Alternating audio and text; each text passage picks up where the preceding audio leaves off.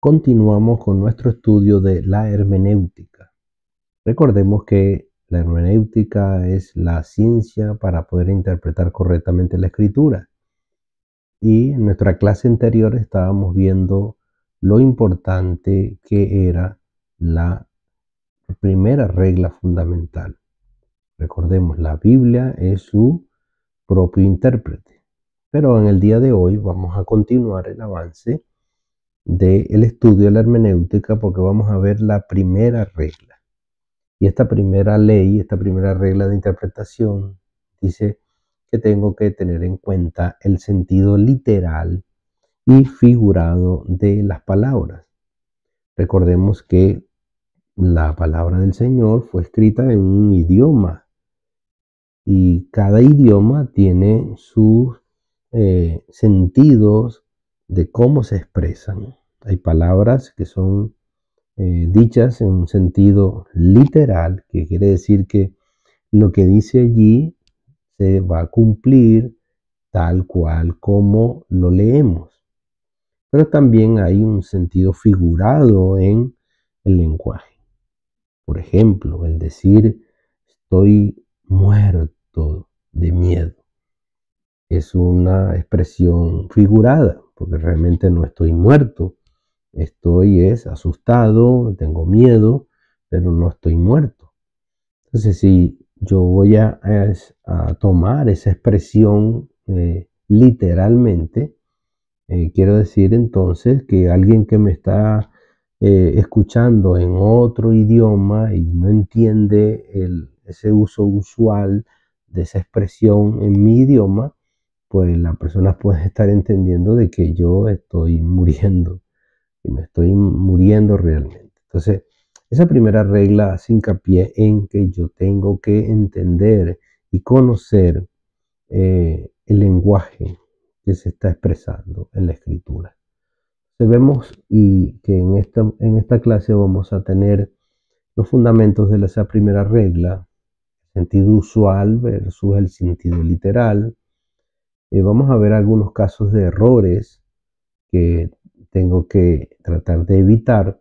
Las parábolas y los símbolos como una de las características del idioma, que yo puedo expresar ideas en forma de parábolas y de símbolos, pero también hebraísmos y comparaciones. Y después vamos a ver una aplicación práctica de esta regla fundamental número 1. Entonces, ¿cuál es el fundamento de la primera regla? El fundamento nos dice de que los escritores bíblicos tenían como objetivo ser comprendidos por su audiencia y por ello usaron palabras conocidas y en su sentido común eran entendidas por esas personas. Entonces, ¿por qué lo hacían? Para poder transmitir mensajes claros y que las personas le pudieran entender y así evitar las ambigüedades. Entonces, ¿cuál es la importancia, hermano, que nosotros habíamos venido trayendo del estudio de la primera regla fundamental? Recordemos que determinar el sentido usual de las palabras es crucial para una interpretación correcta. Esto evita que el texto sea sujeto a interpretaciones arbitrarias y caprichosas. Y esto nos va a ayudar a mantener la integridad del mensaje original. La interpretación bíblica debe basarse en el lenguaje natural y cotidiano que los autores esperaban que sus lectores reconocieran. Entonces, sabemos y entendemos de que la Biblia fue escrita principalmente el Antiguo Testamento en hebreo y arameo y el Nuevo Testamento en griego. Entonces, esos idiomas tienen unas formas de transmitir, tienen unos símbolos, tienen unas metáforas, tienen un uso natural de ese idioma y yo tengo que tenerlo claro para poder entender qué fue lo que se dijo realmente en el idioma original. Y eso solo lo voy a saber cuando aprendo y conozco qué son esas figuras idiomáticas que se hicieron para transmitir la escritura. Entonces, ¿cuál es el principio de la escritura que tengo que conocer? Ese lenguaje. La escritura debe interpretarse a sí misma y este principio fundamental asegura que el texto bíblico sea su propia guía, recuerden, evitando interpretaciones externas que puedan distorsionar su significado original. De este principio se derivan otras reglas, como tomar las palabras en su sentido ordinario cuando sea posible. Esto mantiene la coherencia y la claridad en la interpretación del mensaje divino. Entonces, ¿cuál es el sentido usual versus el sentido literal? Sentido usual versus el literal. El sentido usual no es siempre el literal. Ignorar esta distinción puede llevar a interpretaciones erróneas que destruyen el significado real del texto bíblico. El lenguaje bíblico está lleno de figuras, hebraísmos y modos populares. Reconocer estas formas es esencial para captar el verdadero mensaje detrás de las palabras.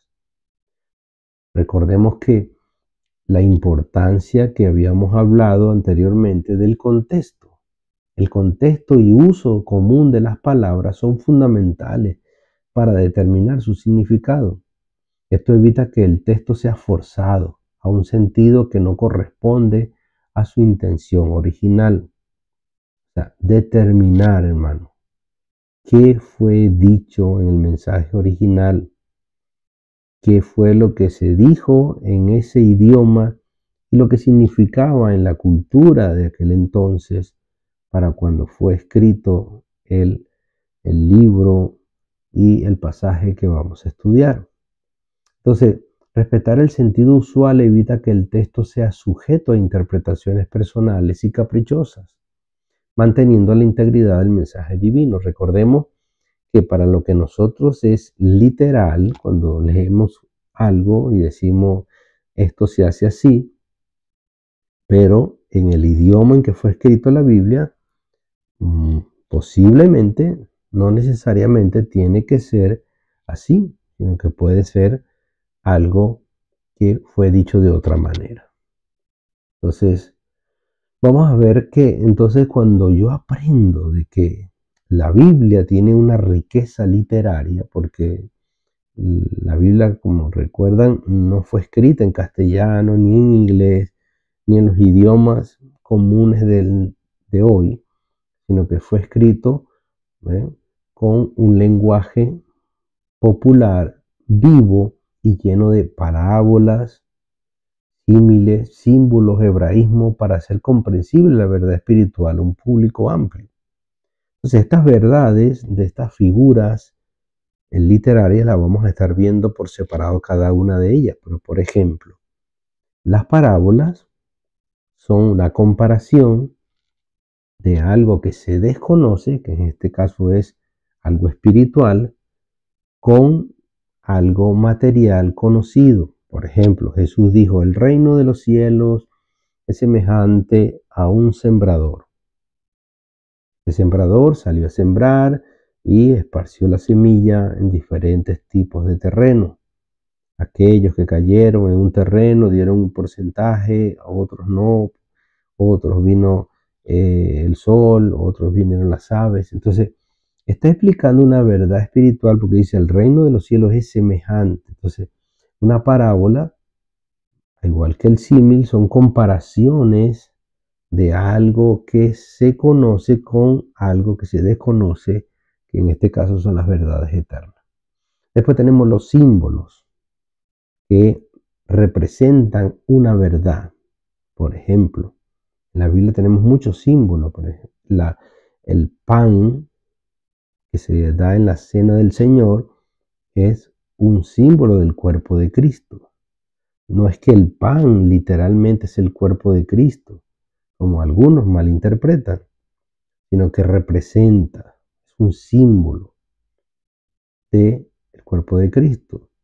El fuego es un símbolo del Espíritu Santo en la Escritura, pero no quiere decir que el Espíritu Santo sea fuego, ni que el Espíritu Santo sea una paloma, sino son símbolos, representaciones que se dan en la Escritura para poder reflejar una verdad de lo que esa persona, lo que Dios va a estar diciendo, lo que Dios está haciendo, porque así como el fuego es poderoso, también el Espíritu Santo es poderoso. Entonces, ¿para qué se hace esto? Para hacer comprensible la verdad espiritual a un público amplio. Entonces, es entendible esto, hermano, y es esencial. Recordemos, cada una de estas figuras literarias la vamos a estar viendo por separado y vamos a estar viendo los diferentes versículos bíblicos, textos bíblicos donde tenemos parábola, donde tenemos símbolos, donde tenemos hebraísmo. ¿Okay? Entonces vamos a ver casos de error evitado. Algunos interpretan, por ejemplo, en el Salmo 8, ovejas y peces. Algunos interpretan las ovejas como creyentes y los peces como incrédulos, lo cual es un error. Tomar el texto literalmente sin considerar el contexto y el uso común de las palabras lleva a conclusiones erróneas. ¿Cuál es la importancia del contexto?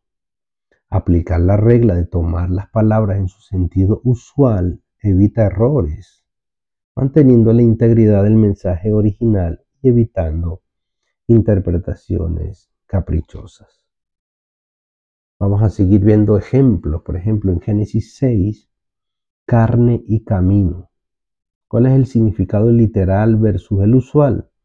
Tomar toda carne y su camino literalmente vacía el texto de sentido.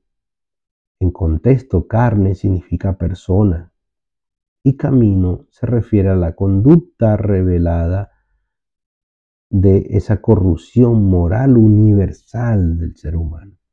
Entonces, este sentido armoniza con Romanos 3:12, que nos dice que toda persona, que todos hemos pecado y que todos nos hemos corrompido nuestras costumbres. Entonces, la regla de tomar el sentido usual restituye la advertencia original. Entonces, ¿cuál es la importancia de la regla? La regla de tomar las palabras en su sentido usual es crucial para captar el mensaje correcto y evitar así la distorsión del texto.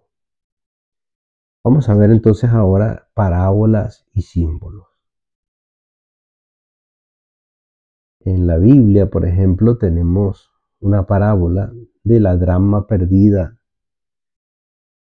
Entonces, ese significado profundo de la parábola, la pregunta de Jesús sobre la mujer que busca una moneda cobra sentido pleno al reconocerla como parábola. La mujer representa a Cristo, la moneda al pecador y el candil y la escoba su obra salvífica, ilustrando Lucas 19:10. ¿Qué quiere decir esto? Que yo tengo que reconocer de que ese pasaje es una parábola. Recuerden, la parábola es una comparación de las cosas que se conocen, en este caso una mujer, ¿verdad?, que está buscando esa moneda que se le perdió y busca incansablemente, como hace cualquiera persona y especialmente las mujeres que le gustan tanto el orden, de buscar esa moneda perdida, porque la moneda tiene un valor. Y así también las personas, ¿okay?, aún siendo pecadores, valen para Dios. Y Dios está dispuesto, amén, a buscar. Dice la Biblia que Cristo nos busca a nosotros. Fíjense cómo esta parábola está centrada en el principio de que Dios es el que nos busca a nosotros para salvarnos y no al revés, no las personas buscando a Dios. Entonces fíjense cómo esta parábola de la dracma perdida es más que una pregunta. El cuerno de salvación, por ejemplo, en David. Allí vemos, por ejemplo, en Zacarías anuncia un cuerno de salvación en la casa de David. Y tomado literalmente, el texto es confuso. El cuerno, por ejemplo, simboliza poder y la casa descendencia. revelando de que Dios levantó un poderoso libertador en la familia real. Entonces, si nosotros tomamos esto como algo literal, que va a ser así, parece que no se cumplió porque David ya está muerto y la mayoría de sus descendientes también, pero cuando vemos que eso habla de algo futuro y que ese cuerno de David en ese sentido armoniza con otros textos. Por ejemplo, Hechos 5:31, mostrando de que Dios levantó a Cristo como príncipe salvador. La regla de tomar el sentido usual descubre la esperanza mesiánica de que Jesús es el descendiente de David, y así como lo marcan las escrituras, como lo marcan los evangelios, que empieza, por ejemplo, Mateo hablando de la descendencia de Jesús, que Jesús es descendiente de David. ¿Por qué? Para dar cumplimiento profético a esas profecías que hablan de Jesús como el Mesías. Entonces, ¿cuál es la importancia de la regla en este sentido, en este versículo? La regla de tomar las palabras en su sentido usual es esencial para captar el mensaje profundo y evitar interpretaciones superficiales que pierden el significado original. Porque muchos han pensado que hay profecías que ya se han cumplido, porque la están leyendo mal, la están aplicando mal. Otros se desesperan y dicen esto no se ha cumplido porque tendría que haberse cumplido en la vida de David y en sus descendientes inmediatos, pero eso no ocurrió. Entonces vemos cómo el mismo pueblo de Israel, cuando Jesús estaba en escena, ellos no pudieron interpretar correctamente la escritura. ¿Por qué? Porque ellos pensaban que Jesús iba a cumplir las profecías, especialmente la del reinado del Mesías para libertarlo de la esclavitud de los hombres. Pero sin embargo no podían entender de que el Mesías primeramente lo iba a libertar de la opresión del pecado. Entonces es necesario aplicar esta primera regla de una manera eficaz, sabiendo de que tenemos símbolos, que tenemos parábolas, que tenemos símiles, que tenemos hebraísmo, que tenemos que saber buscar y saber su significado. Ahora veamos los hebraísmos y comparaciones. Por ejemplo, aborrecer a los padres. Eso es un hebraísmo extremo. ¿Qué significa? Si yo voy a interpretar literalmente lo que Jesús dijo de aborrecer padre y madre para ser su discípulo, entonces no puedo tomarlo literalmente, porque esto parece contradecir el mandato de amar y especialmente la misma palabra del Antiguo Testamento, que es un mandamiento: honra a tu padre y a tu madre para que tus días sean alargados. Entonces el hebraísmo emplea verbos enérgicos para comparar preferencias. De lo que está diciendo aquí no es que yo tengo que aborrecer a mis padres, sino que tengo que darle preferencia a Dios. Dios es primero que cualquier otra cosa, pero no puedo interpretar esa expresión de hebraísmo como el aborrecimiento que está dicho literalmente en nuestro idioma. Entonces, ¿cuál es la armonía con otros textos bíblicos? Mateo 10:37 lo expresa sin hipérbole. Él dice: el que ama a padre o madre más que a mí, no es digno de mí. Reconocer el hebraísmo disipa la aparente contradicción y revela la prioridad de Cristo. Ahora vamos a ver las claves para familiarizar con esta primera regla de la hermenéutica. Dominar figuras y giros propios del lenguaje exige lectura constante de la escritura. O sea, esto no es algo que lo vamos a lograr a la primera, sino que cada una de esas figuras literarias tenemos que aprenderlas, saber dónde están, entenderlas, ¿ok? Y estudiarlas. Esto que nos va a permitir reconocer dónde están las parábolas, dónde están los símbolos, dónde está el hebraísmo en el contexto del libro. en el contexto de los pasajes que estamos estudiando. Entonces, un trabajo breve que recoge estos elementos acelera el aprendizaje y esta herramienta ayuda a identificar cuándo un término debe tomarse en uso cotidiano y cuándo se encierra un sentido figurado.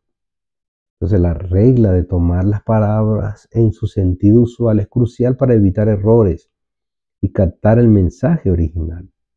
Esto asegura que el texto bíblico sea comprensible y relevante hoy en día. Entonces, ¿cuál es nuestro compromiso?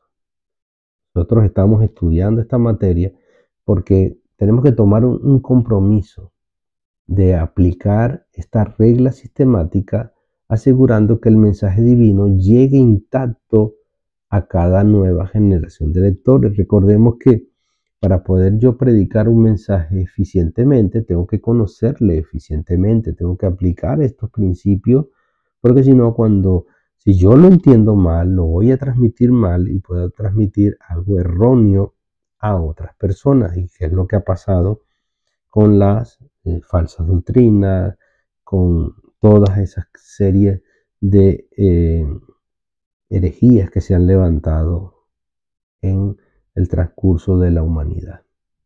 Entonces vamos a ver la aplicación práctica de esta primera regla. ¿Cuáles son los pasos para verificar el sentido usual de las palabras?